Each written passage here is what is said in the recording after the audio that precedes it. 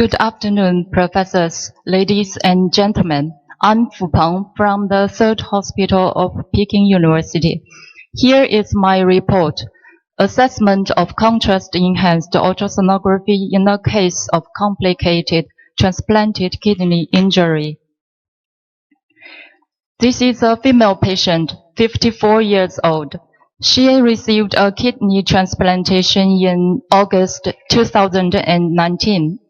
2 months later, she fell down accidentally, and since then she suffered lower abdomen pain accompanied with fever, and her body temperature is up to 39.5 centigrade.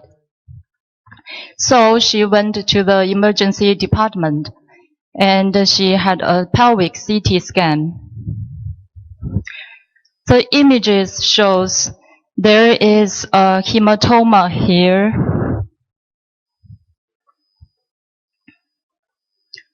We can see here is a hematoma just between the transplanted kidney and the external iliac artery. After hospitalization, the patient received anti-infection treatment, and 2 days later, her hemoglobin remained stable, but the temperature was still high. And what's more important is her creatinine level continued to rise. So the urologists are eager to know what's happening to the transplanted kidney, and if there was any change about the hematoma after days of treatment. But considering the CT contrast agent might cause kidney damage, the urologist turned to us, asked for help. After discussion, we decided to use contrast-enhanced ultrasonography to evaluate both the hematoma and the transplanted kidney.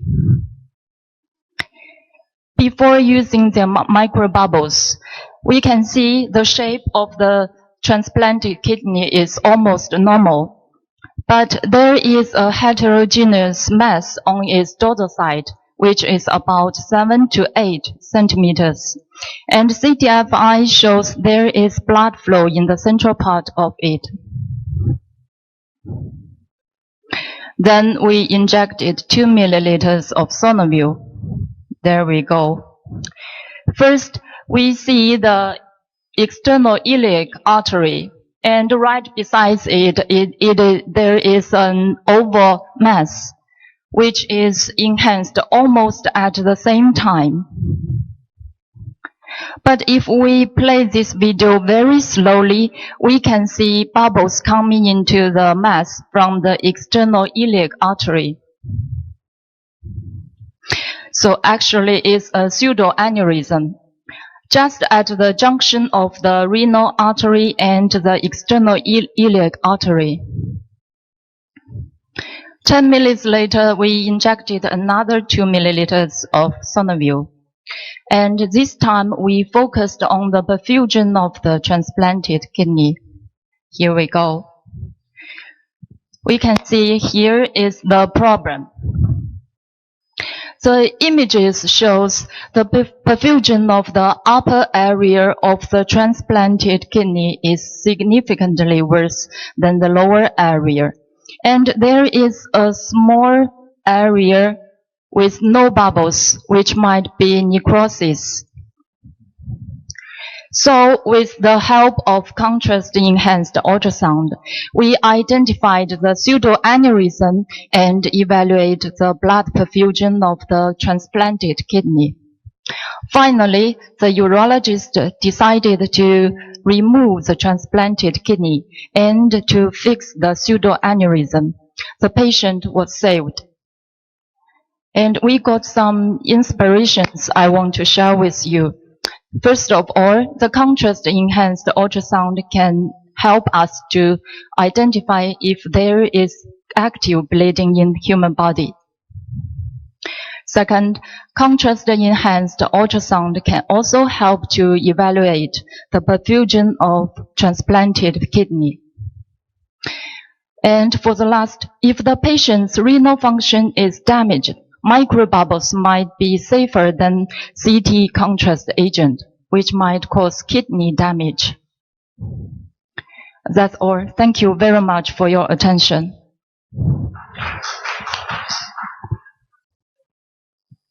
Thanks, Dr. Fu Pen, for your presentation. Now we'd like to invite Dr. Li Fan to comment and ask questions. Thanks, Dr. Fu Peng, that you have showed us a wonderful case that CUS can give us a definite diagnosis and the transplanted kidney could be saved in time. Also, I think that this case showed us the great potential of CUS in the transplanted organs because it's great advantages of safetyness. So my question is that why does the upper renal infarction occur? I see that the picture that the upper kidney is got infarcted. So the reason is why. Thank you. That's a good question. There are more images that I didn't show them here. Actually, the renal artery was partially blocked by the hematoma. Was present by the hematoma. The hematoma is too large, so the perfusion of the kidney was. That's all. Thank you. Due to the compression. Yeah. Have you ever followed up the kidney to do the second CUS to see whether the infarction got relieved after the surgery? Yes, I asked the surgeon and identified it. You whether CUS after the surgery? No.